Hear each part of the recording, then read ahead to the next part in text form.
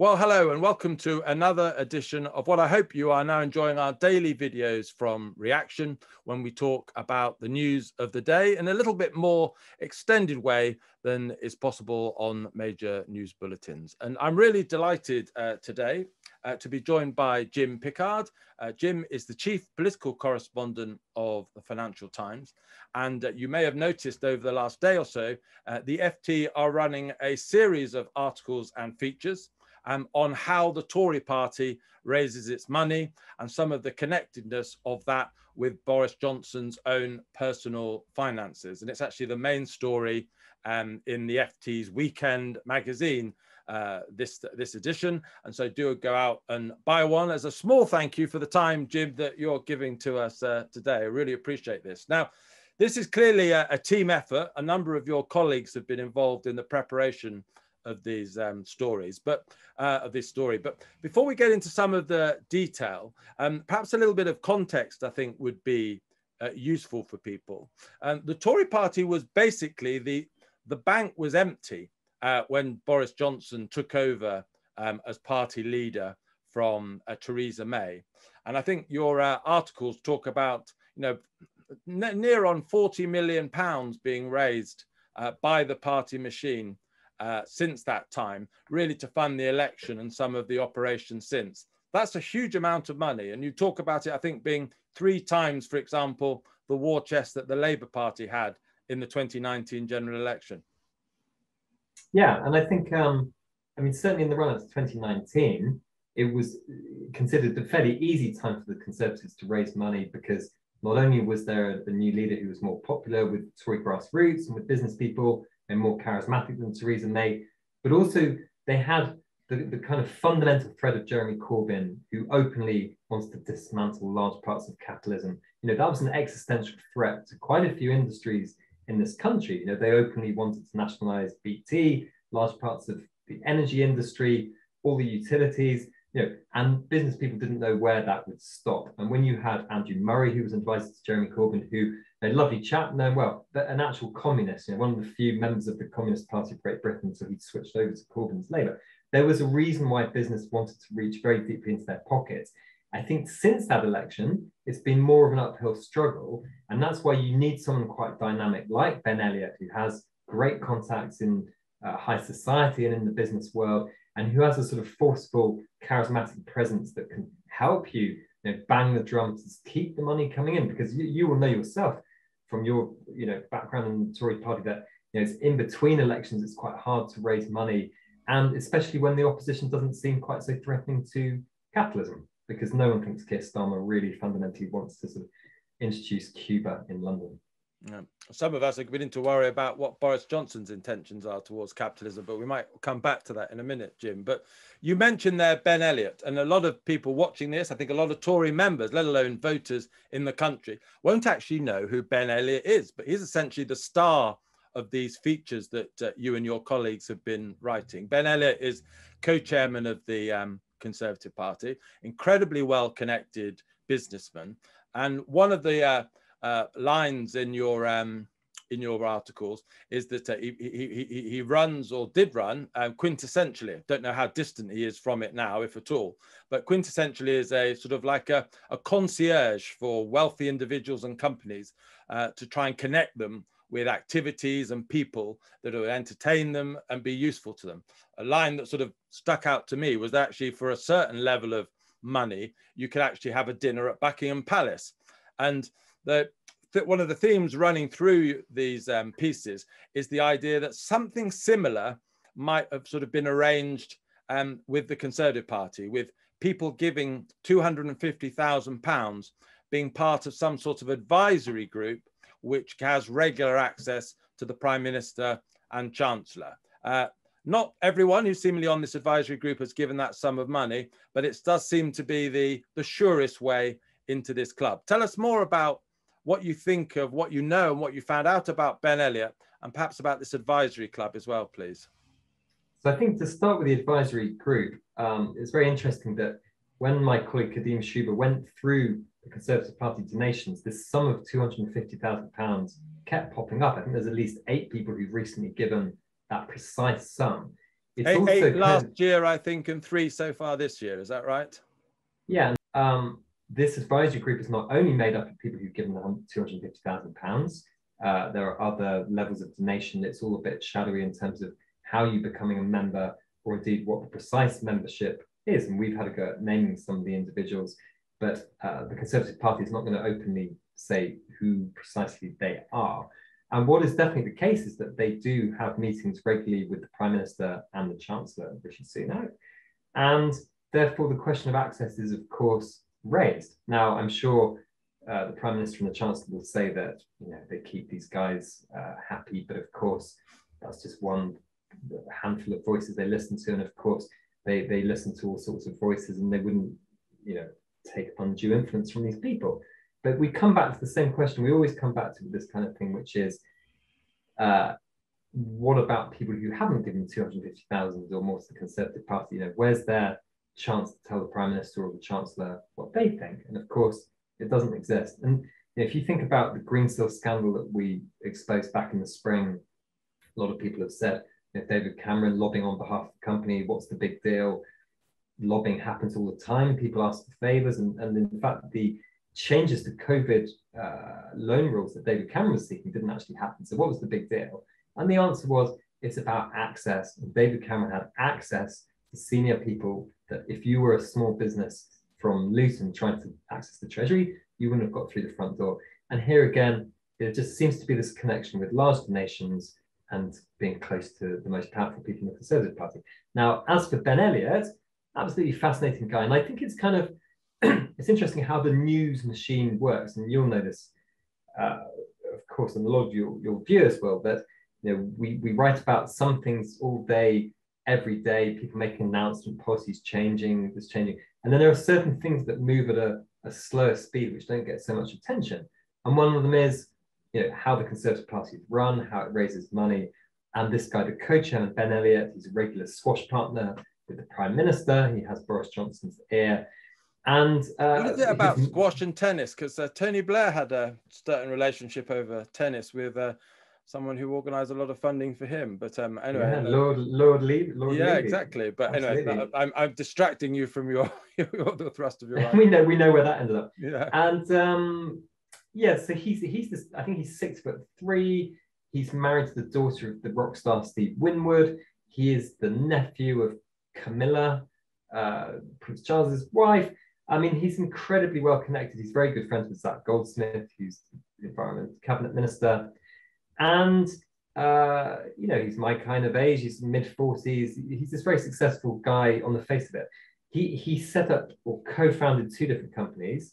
The first one, quintessentially, which you mentioned, is a sort of concierge to famous people and rich people. And, if you want to get albino peacock feathers for your 50th wedding anniversary, I'm sure they can provide As you do, yeah. Yeah. It made a loss in the last financial year. It also made some major accounting mistakes that we wrote about a while back. It doesn't seem to be a hugely successful business in terms of actually making profit.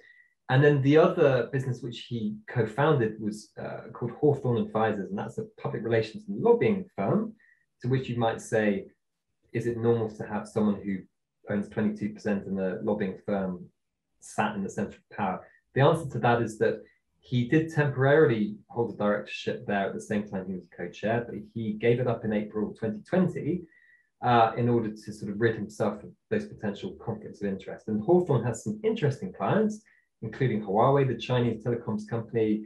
At one point they had EN Plus, which is a Russian conglomerate.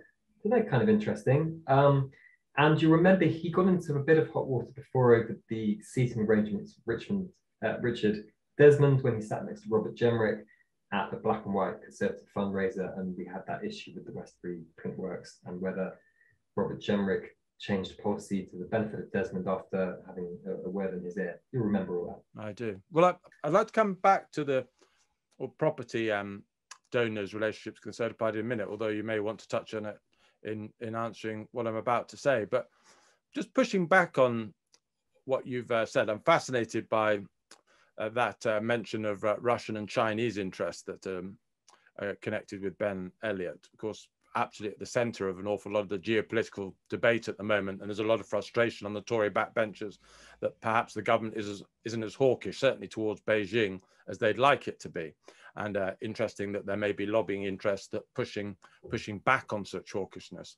But generally, I wrote the newsletter for our Reaction subscribers last week, Jim, and just was really looking regretfully at what I think is probably the weakest relationship between the Conservative Party and free market interests that I can remember in my lifetime.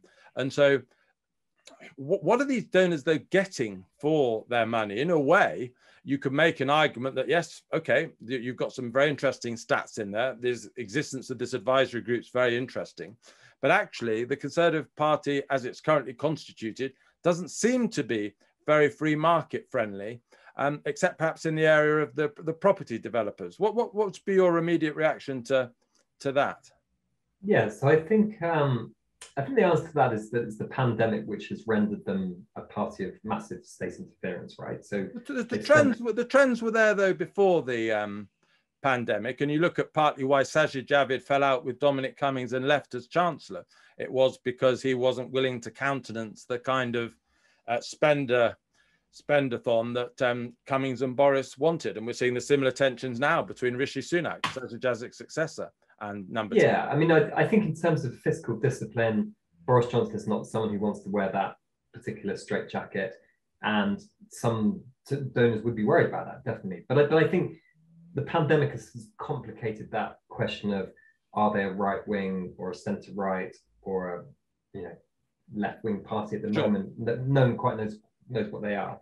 I think there was a wonderful Sarah O'Connor tweet today, my colleague, who she basically said that it's a tricky thing raising money from donors for a political party, because you have to convince them that they have influence and they're being listened to, and you have to convince the rest of the country that they're being ignored. And that's quite a difficult balance to achieve.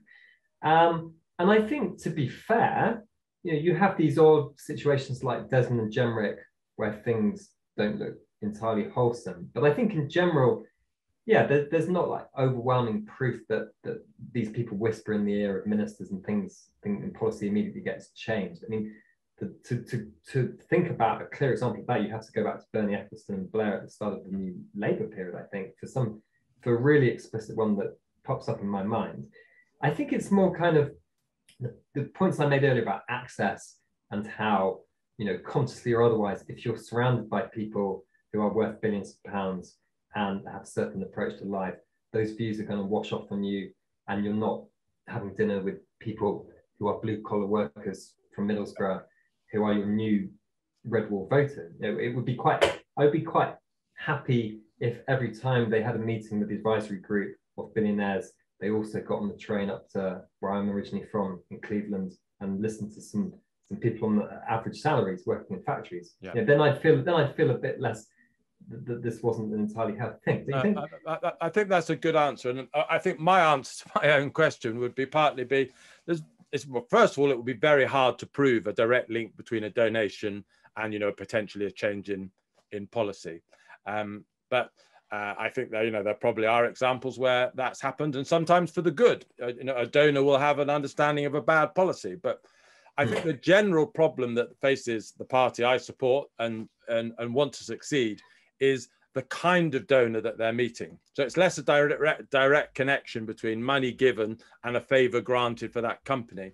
It's if you're only meeting people from the City of London, or you're only meeting property developers rather than manufacturing industry, for example, it affects what you know, what you understand, and it will slant you towards perhaps thinking about those industries' interests more than other industries' interest. Is that fair? Yeah, and I think, or do you think your worry is deeper than that?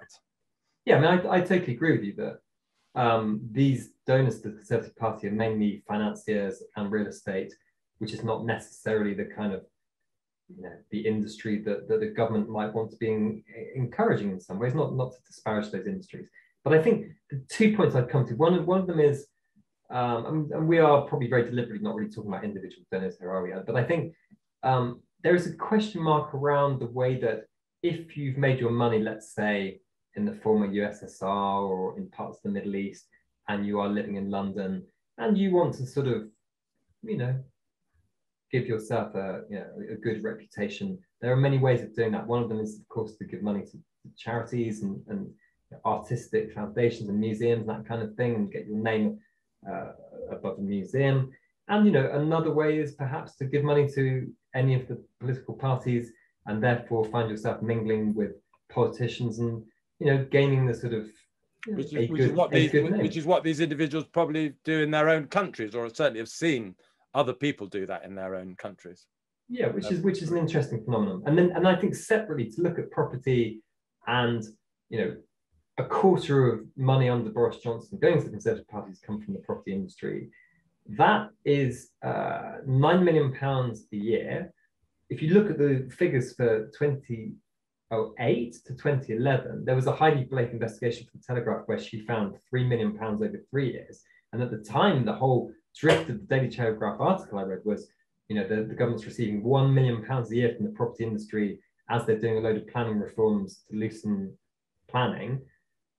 Well, now they're receiving 9 times as much. And this big liberalisation of planning, which is very controversial, as you know, is taking place. It's the reason the Conservative Party lost in Cheshire and Amersham. Yeah.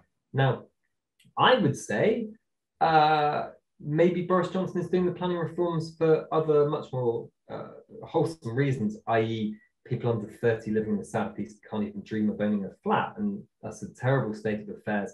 And personally, I think there are question marks over whether they're building homes in the right place, but is it a good thing that they are trying to get more homes built? Of course it's a good thing. But again, it's just this question of, are they getting the balance 100% right when they financially depend on one industry? And that's the question I don't necessarily have the answer to. And look, I used to be the FT's property correspondent. I have loads of friends in the industry, but they have definitely increased their influence over the Conservative Party. And I think part of the allegation is that they're not necessarily building the right type of houses either, as well as in the right place, that they're not really building the scale of affordable housing that younger and poorer families need. And so we're getting a sort of oligopolistic housing model where a certain kind of house is being built that favors the interests of the property developers rather than the nation at large. But perhaps that's a subject for another time. But before I let you begin, I think, a 4-week sabbatical, Jim, I really appreciate you giving this time to us.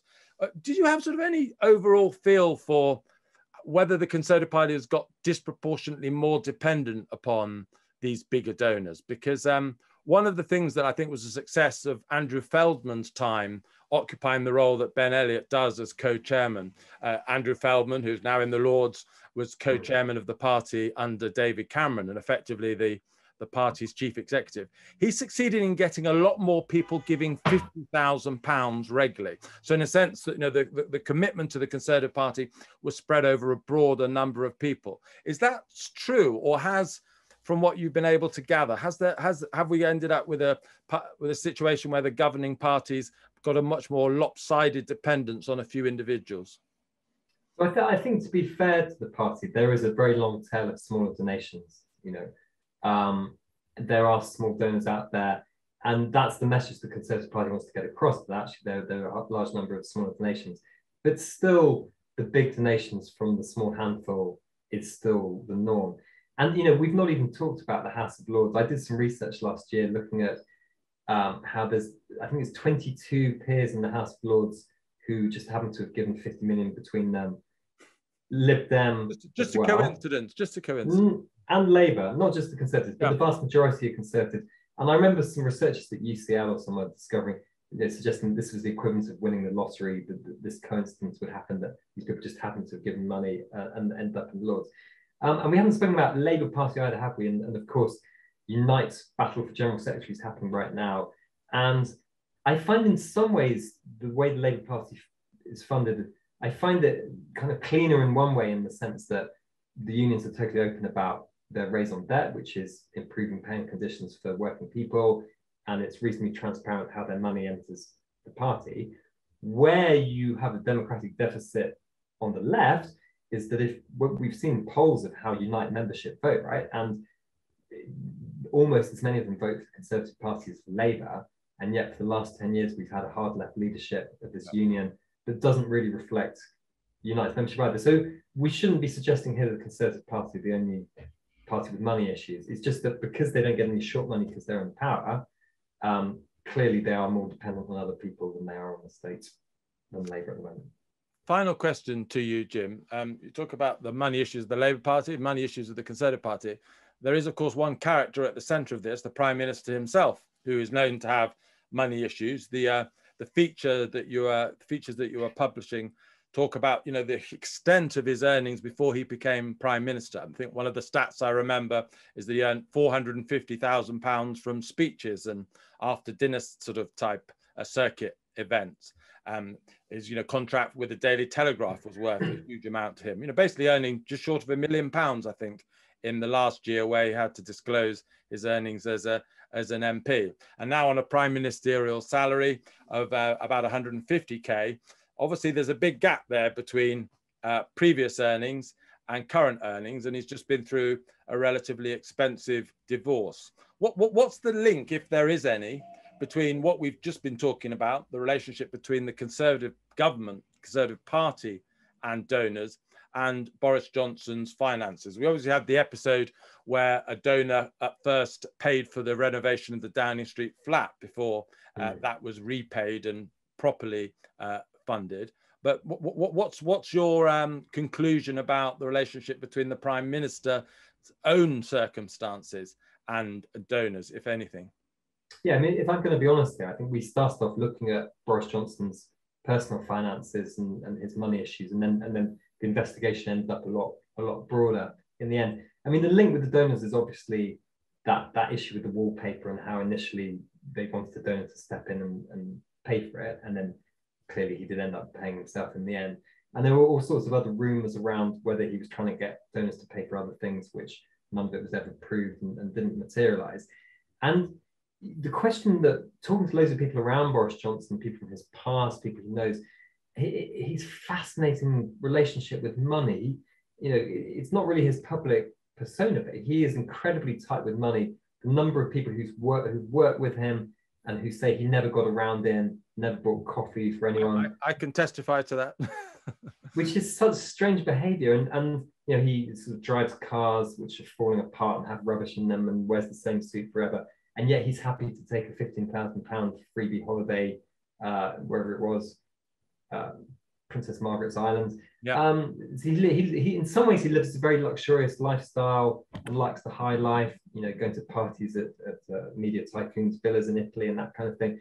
And in other ways, just not interested in money at all. And it's really hard to, you can see for big flows of money coming in, like you say, from the speeches. He sold 600,000 books, which came as a surprise to me. He used to get loads of money from public speaking, and his Daily Telegraph column, which he described as chicken feed, was actually very well remunerated. So he had all this money flooding in, but of course he has personal issues, family issues, which means there's quite a lot of money flowing out. And it's really hard to work out whether he is genuinely skinned or whether he's just incredibly frugal, brackets tight. And I still, I'm afraid, don't know the answer to that one. Well, look, I really do encourage all our viewers and readers to have a look at the pieces. It's hard to know where all these pieces of the jigsaw that the FT have produced for us, quite what picture they convey, but the features really are full of interesting nuggets about the scale of money going to the Conservative Party, the type of people who are giving, some information on Boris Johnson's finances. And I just get this feeling that this is the beginning of an unfolding story, or the continuation of an unfolding story about the Conservative Party's finances and the Conservative government's finances. Really grateful for Jim for spending the time to tell us a little bit more about it. And on Reaction, we'll certainly be asking the question, is there a better way of funding political parties? I used to basically be of the view that it was better to have a large number of small donors than a small number of large donors. But I'm not even sure whether I believe that anymore. If you look at the Republican Party and the Democrat Party in the States, it's actually the hijacking of those parties by 2-3% of voters who care about gun rights or who care about abortion rights, etc. There is no easy way of funding political parties, but over time, we'd like to open up that discussion with you. Really hope you're enjoying these videos. Please subscribe on YouTube so that we rise up the algorithm and other people can enjoy these videos. And if you would like to visit our main site at Reaction, please do so. At the moment, we're doing a 3-month trial if you leave us your email address, so no money committed to subscribing. But most of all, thank you so much for watching this, and thank you, Jim, for giving us your time, and have a really happy holiday. Pleasure. Thank you very much.